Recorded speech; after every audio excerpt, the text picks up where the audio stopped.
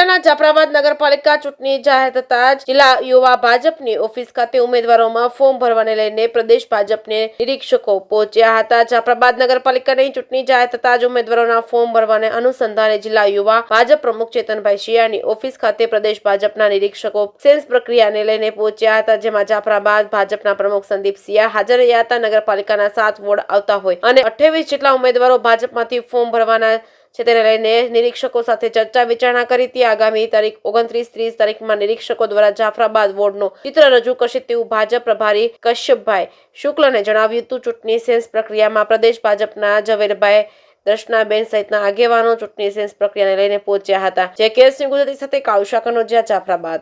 ચૂંટણી વ્યવસ્થાની અંદર પ્રદેશમાંથી અમારા વડીલ અને ભારતીય જનતા પાર્ટીના પ્રદેશના મંત્રી ઝવેરભાઈ, દર્શનાબેન અને હું કશ્યપ શુક્લ જાફરાબાદ નગરપાલિકાની ચૂંટણીની સેન્સ પ્રક્રિયામાં અમે બધા આવ્યા છીએ।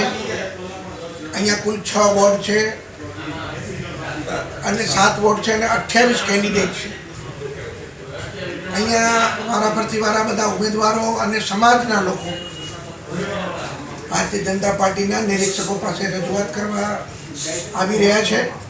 આ બધા જ રજૂઆતનો નિચોડ આગામી 29-30 પ્રદેશની પાર્લામેન્ટરી બોર્ડની અંદર નિરીક્ષક તરીકે અમારા વતી ઝવેરભાઈ આખું ચિત્ર જાફરાબાદનું રજૂ કરશે અને પાર્ટી જે પ્રકારે નિર્ણય કરશે એ પ્રકારે ભારતીય જનતા પાર્ટીના 28 ઉમેદવારોને મેન્ડેટ અપાશે।